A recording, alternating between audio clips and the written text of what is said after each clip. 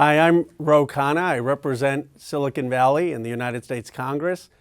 And today I am absolutely honored to have two incredible guests, two leaders in our nation. Senator Rob Portman, who represents the state of Ohio. Senator Portman is a leader in having the COMPETES Act, the CHIPS Act, pass the Senate and hopefully get to the president's desk. He has served in the cabinet. He's really seen as an extraordinary person who is bipartisan, who gets things done, an incredible asset to the Senate. And of course, the CEO of Intel, Pat Gelsinger, who was recognized by the president at the State of the Union, an incredible business leader, but someone who just doesn't just care about business and the bottom line, but is motivated by a patriotism to bring production back to the United States. Senator Portman, Mr. Gelsinger, thank you for joining us. Ro, thanks for having us. Well, thank you, Ro. Let me start with this. We're here to talk about the extraordinary vision of Intel putting a new factory, a new plant in Columbus, Ohio. And maybe we can start with you, Pat. Maybe you can tell us, you grew up in rural Pennsylvania. Your parents didn't finish college. Maybe tell us a little bit about your story and what is really inspiring you to do this. Yeah. Well, I was a rural Pennsylvania farm family, accidentally stumbled into technology, so ended up skipping my last year and a half of high school, got my 2-year degree, and Intel hired me at 18 years old and moved me to California, started as a technician at Intel. Both of my parents, 8th grade, one-room schoolhouse educated, go to college. So working for Intel, finished my bachelor's, master's, and was working on my PhD. So just, the Cinderella story, right? If you would. It just doesn't get better than this if you're an American. And, grew up at Intel. And I had this vision when I was young, right? A young upstart and being mentored by Andy Grove, the famous leader of Intel, to be CEO of Intel. And then after 30 years at the company, I got pushed out. And I was just devastated, right? This was my dream of being the CEO. And then a year and a half ago, I was asked if I'd consider coming back and being the CEO. And it was one of those where we just had our 8th grandchild, life was good, and it was like, oh, man. But I am motivated for 3 reasons to come back. One is rebuild the iconic Intel. This is the most important technology company in the history of the United States. Second is to rebuild the tech industry. And third is to reestablish this on American soil, right, and rebuild the Western supply chain and the technologies and the manufacturing. And, I do think it's, almost a holy calling in that sense, that everything I've done in my career has prepared me for this moment and this leadership opportunity. That's a great story, an inspiring Pat story. didn't say he didn't waste his time when he left Intel and had to come back. He became CEO of another great tech company. That's where I first got to know him when I was U.S. Trade Representative. So he's been engaged in global tech issues for a long time, and they saw his success at this other tech company, and thought that he'd be the right leader for the challenges we face now. I have so much respect in Silicon Valley, where Intel is located. Yeah. Senator Portman, talk about what you did to help make this possible, because I know you don't brag often, but you were key in getting Intel to be in Columbus, to be part of that. And I think it's just such a wonderful partnership between Silicon Valley, our heartland. What led to that? What were some of the things that contributed to Intel coming to Ohio? Well, I'm glad that a guy from the Silicon Valley believes we should have a Silicon Heartland, because that's exactly. Which, by the way, I just say, we owe, right? Here's a Silicon Valley guy saying we need the nation to be Silicon Valley, right? It's really, incredible on your part, Ro, and I just say I am impressed. Thank you. Well, we have a lot of great Ohio State engineers who end up going out to the West Coast because they don't have the opportunities in Ohio or the Midwest in general. That's about to change, and it's already changing.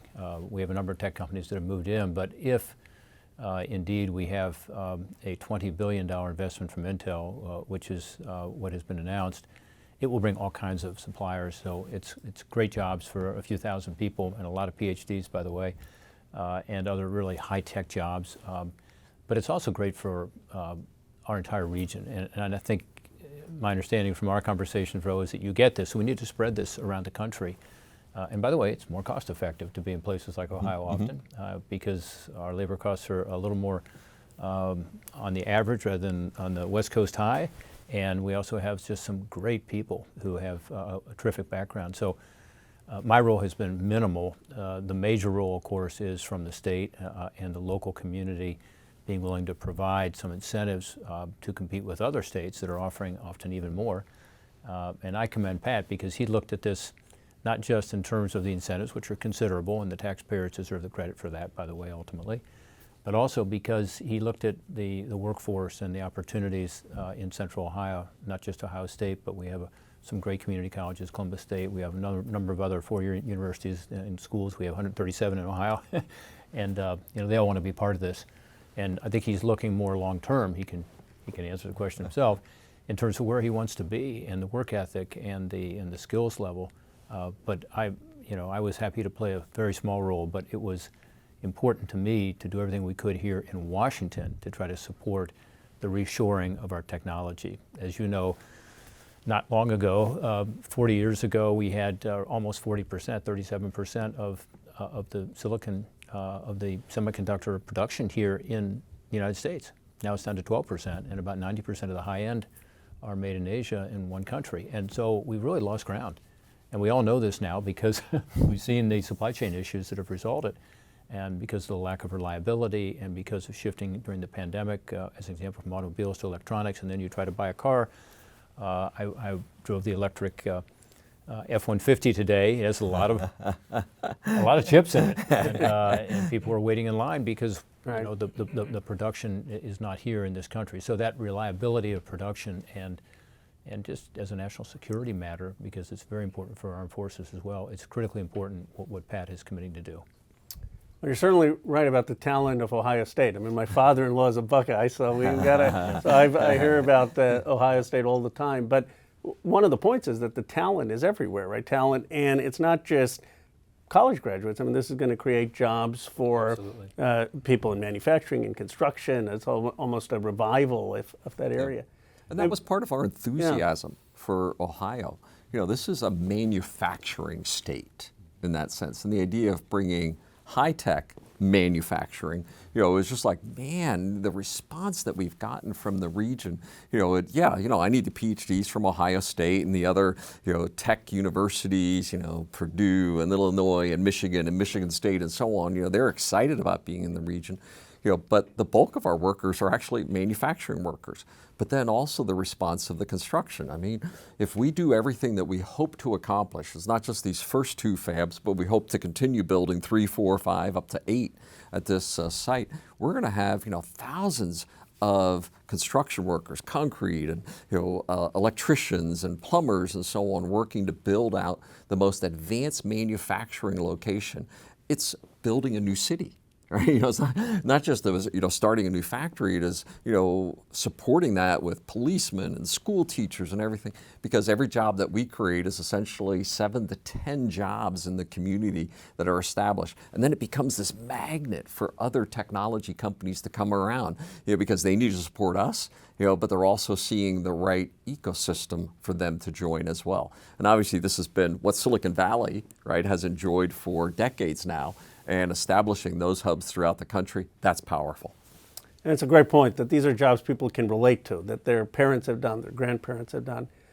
Senator Portman, you talked about the federal role, and the joke around here is that anything that's bipartisan has to have your name on it. I mean, you were the leader on the infrastructure bill, and here I worked, very proud of the work we did with Representative Gallagher, Senator Schumer, Senator Young, and you were instrumental in getting Competes Act, which has passed the Senate, passed the House.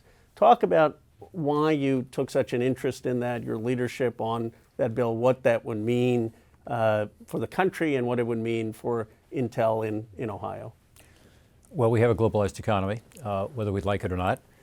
It's generally been positive, but it has challenges. And one is that we have found ourselves in a situation where we're not competitive with some other countries. They're willing to subsidize far more than we are certain industries. And it's everything from steel and some of the basics to high technology, and particularly with regard to our Asian competitors. they are willing to invest heavily in technology. And semiconductors is among the most important, if not the most important. So that's the reality, the world we live in. And I mentioned earlier, the movement away from the United States. We designed this sector of our economy. Pat helped design, the first semiconductors and Intel, and you mentioned Andy Grove and so on. And to have it then be moved offshore has created these enormous problems, including national security implications. So that's why I was excited about the notion of competitiveness, not just for the CHIPS Act, which is important, but more broadly, how do we make America more competitive?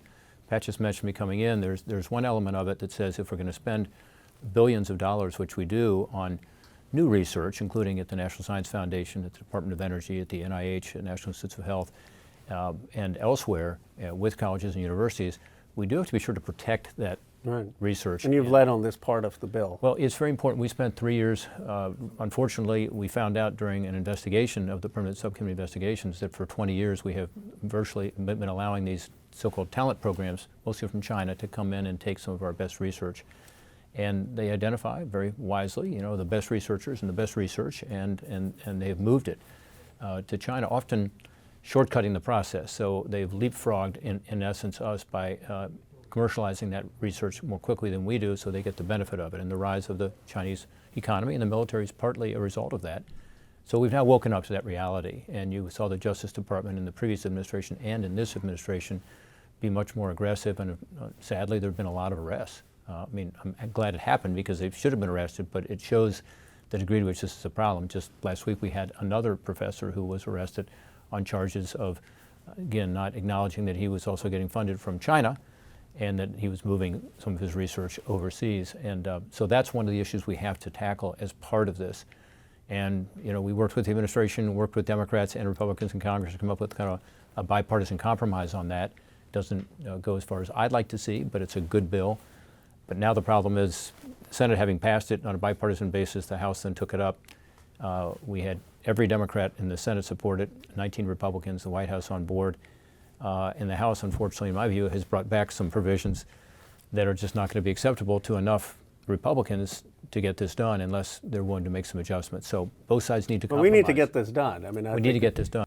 Pat, talk a little bit about why you made the decision to go to Columbus and what the CHIPS Act, this Compete Act, means in terms of your decision to go there and ability to go there. Yeah, and it was we looked at sites at quite a number of states across the nation, and some 50 different sites that we looked at like 8 different states.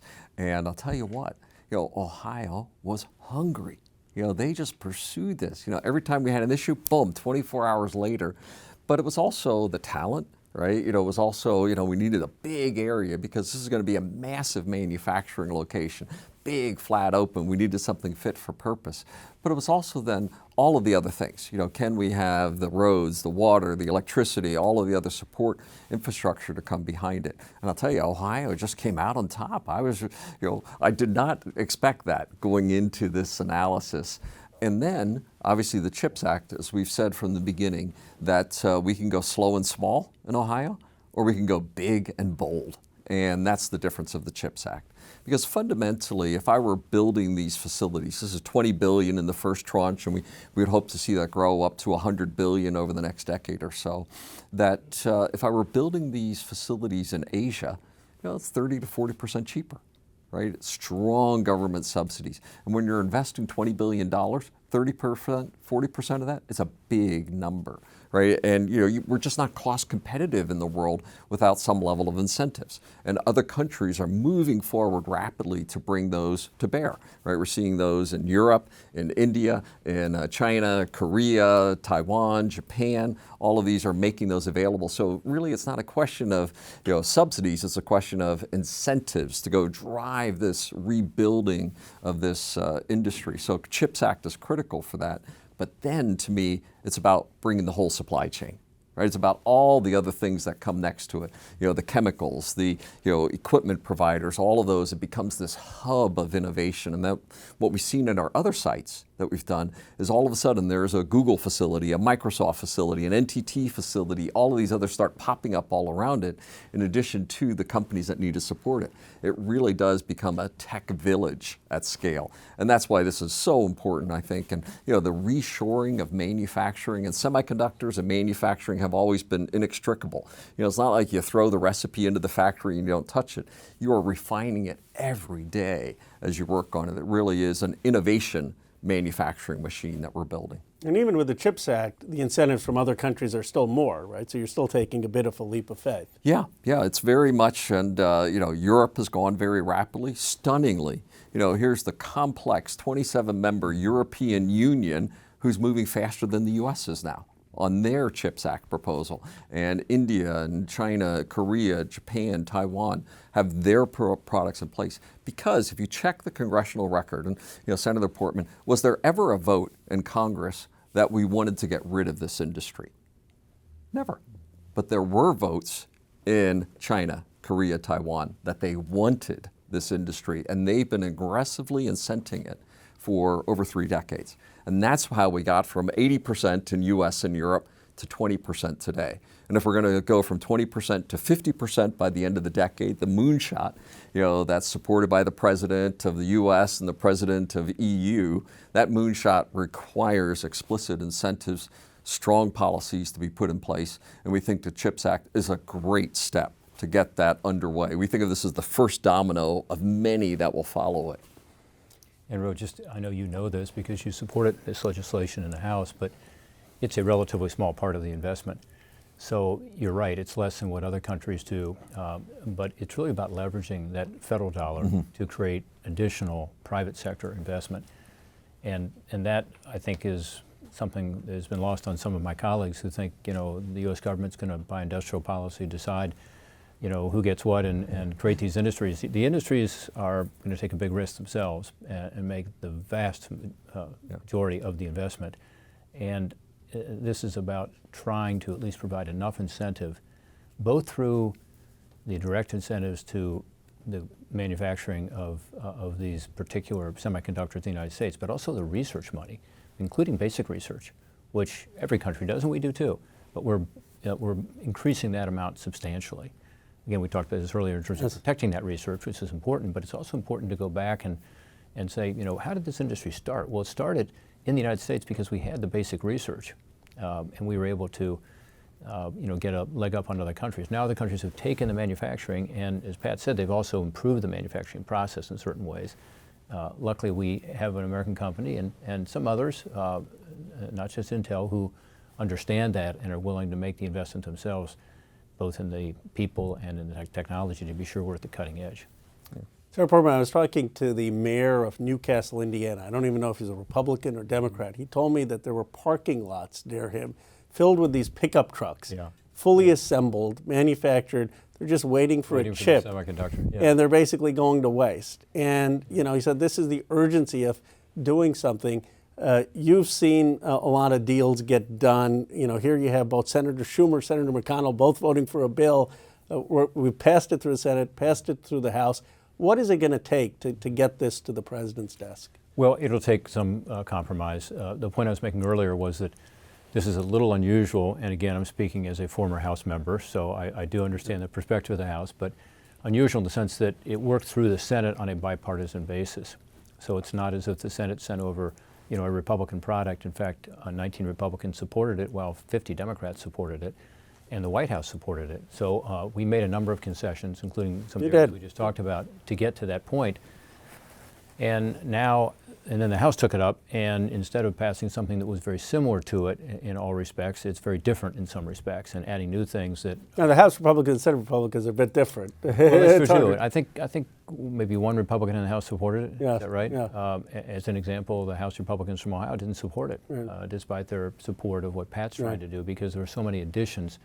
So in this case, I would just suggest that it would make sense to look at some of these additions and say, does that really make sense if you want to get to an ultimate product here? Because losing, those 19 Republicans, we're losing, enough of them. We need 10 minimum in order to get to 60 votes.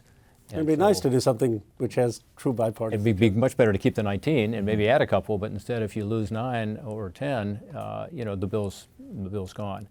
And so we have to, I think, look at this one a little differently. Maybe some typical bills where, there's sort of a back and forth between the House and Senate that is more fulsome. In this case, the House doesn't object to the fundamentals of the bill, but again, they added a lot that is not supported by Republicans in the House or Senate, and that's what we have to realize. So Pat is aware of this dynamic. He's been trying to do his best to convince He talks to everyone, from the president to every senator, every House member. You have to get to yes, but to get to yes, it's going to require both sides to make some concessions, but particularly the House Democrats to say, this is a bipartisan product already, and so Senate Republicans have already made a lot of concessions, and just to acknowledge that.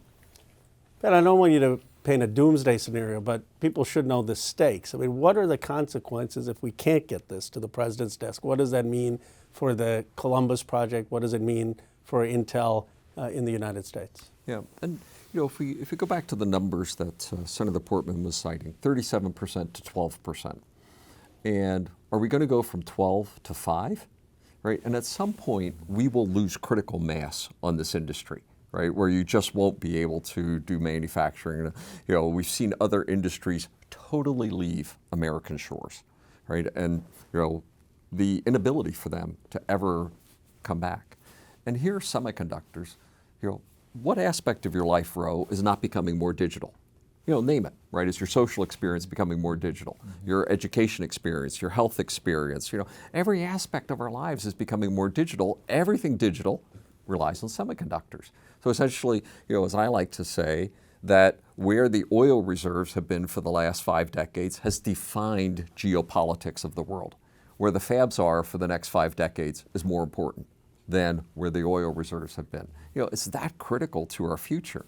And we've been sliding from 37 to 12, and the question is, do we just lose critical mass? And what I fear is if we don't act decisively right now, and today there's as we've seen through the semiconductor shortage, the COVID-induced semiconductor shortage, there's approximately 30 fabs being built today around the world. Only 6 of those are in American shores. Right? We are falling further behind as we speak right now, of the worldwide semiconductor equipment, of that last year. About 30% of it landed in China, right? And only 8% of it landed in the U.S. These are the tools to produce. That's right. This is a leading indicator. Yeah. This is a leading indicator of what manufacturing capacity will be, right? If the equipment is coming there, they're going to go into factories to become, so we are falling further behind today. And my fear is if we get below 10%, even all the things that we're doing at Intel, and of the 12% today, Intel's about half of that. We're about 6%, right, of that 12% today is us in the U.S. If we lose critical mass, we may never have this industry back. And we're going to be asking our Asian friends, and maybe not some friends in Asia, how many PlayStations can I have? How many computers can I have? How many strike fighters can I have? Because we're not going to have the underlying ingredients. So our efforts here, and as I like to say, I almost feel like a Baptist preacher, right? On Easter Sunday, it is time to make some fundamental shifts, because if we don't right now, I fear this train will never pass the station again. I think it's good. Well said. One thing, Ro, that the data backs up is that research follows manufacturing, which may not be a shock to people, but the reality is, even in the last year, as an example, more research was being done in China relative to the United States because more manufacturing was being done in China. So even though post-COVID we're trying to reshore and shore to more friendly countries, still research follows it. So if we do not bring back this manufacturing, we will continue to erode our research base as well. And that's really dangerous. I mentioned the military.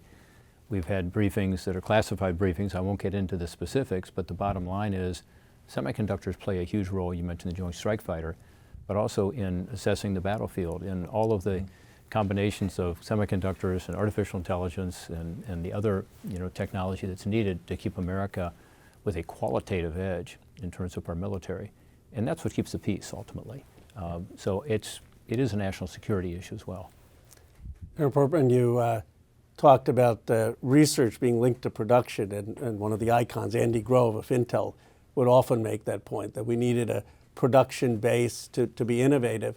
One of the things that I think unites the three of us is this belief that we need to produce more things in America, that's important. I actually think it's something that could unite Americans. I want to ask this last question, maybe have you both reflect more philosophically, not just about Intel in Ohio or the Competes Act, but take a broader perspective. I mean, since 1975 is the last time this country had a trade surplus. And we have this huge trade deficit in China. Someone was telling me that the last time there were these huge trade deficits in the 1800s, it actually was one of the causes of the Opium War, that there was a resentment that there was that trade deficit. Talk about what both of your visions are of bringing production, critical next generation production back to the United States. What are the obstacles to it? How can we do it, and how can we do it in a way that inspires all Americans regardless of party? I mean, I think it's very smart for us to think longer term, and to me the biggest issue is workforce. So there are lots of issues about technology that are addressed in this legislation. There's also a part of this legislation that encourages, as an example, the Pell Grant, which is a way in which a lot of Americans go to college. If you are a lower income family, you can have your tuition paid for 4 years, master's degrees, PhDs, and so on. But if you want to get a machinist degree, and you talked about, what you're going to need some machinists and some welders to help with the equipment and so on, or truck drivers, or techs, coders, or hospital techs at your father-in-law's great hospital in Cleveland. Those jobs are going wanting right now. I mean, there is a huge skills gap in this country. That's in this legislation too. That would help, because you could then provide Pell for these shorter term training programs that are industry recognized, where you get a certificate at the end of the process. Yeah. I hope that stays in as well. But to me, that's one of our great challenges as a country. If you look at what, again, going to China, but also India, but also other competitors, including in Europe, they're graduating a lot more engineers. I mean, to the point of massive numbers of PhDs, but also other technical vocations where they are saying, we're going to invest in STEM, because we see that as part of the future. And we have a real problem here. And so part of it's immigration. We need to be looking at skills-based immigration, bringing people in. We need people at every level. Part of it is our education system in this country. And so I think it's about trade, it's about making more stuff here, it's about the obvious trade imbalance we have with China now. But ultimately, if we don't have the workforce here, and Pat should speak to this, not me, but companies like Intel are going to say, do I go to Ohio, or do I go to, not Indiana anymore, but India, in this globalized economy that we have. So to me, that probably is the one area where we need to focus more than any other. There's always been this, industrial policy is a dirty word in the U.S., where, it's just free markets, it's free trade. We don't mind where they go. But clearly what we've seen is the rest of the world doesn't agree with that model. And in fact, that's why this industry has left our shores, right? Because of strong industrial policy. And I think what we've seen as we've been undertaking this work around the CHIPS Act, right, is that there's an appropriateness to think through what our long-term strategy as a nation needs to be. And in the absence of that, we've seen all these manufacturing jobs leave. Did we want these jobs to leave? These are good jobs. It's not like these are bad jobs we wanted to get rid of, right? There's nothing dirty about this industry. It's an extraordinary industry. We want this here, right? And by proper incentives, right, reasonable policy, we can have hundreds of thousands of jobs that are well-paying, that create millions of jobs in this industry and being back on our shores. And we do need skills up and down, right, the skills ladder. Everything from welders, carpenters, concrete layers, et cetera, all the way, through line workers and, who might have associate's degrees like I started with, up through PhDs. It's the full spectrum of jobs for essential industries back on our shores. And the other philosophical point that I've made is a geographically balanced, resilient supply chain. We have, lost focus. If we can save 10 cents by moving jobs to China, we have. We don't want to move these jobs to China, right? And we've seen the implications of having job offshoring, right, when we've now have constrained supply chains. We need geographically balanced, resilient supply chains for the future. You know, and philosophically, that is good policy, right? It's also good politic as well, and it gives us that ability to work properly. You know, if we're acutely dependent on one country, any issue has to be heavily, right, responded to. If we're not dependent, we can have good, balanced responses to world issues as well. Well, let me thank both of you, Senator Portman, for your leadership, both on the CHIPS Act and the COMPETES Act, and for your leadership in helping Intel come to Ohio. Pat, for your new patriotism, your new vision of production. I think this is a great example. We could have a great business leader, Republican, Democrat, Senate, House, working together. We can do great things. So thank you for both. Thanks for having us, Ro. Thank you, Ro. We appreciate you and what you're doing for us and our nation. Thank you. Thank you. Thank you.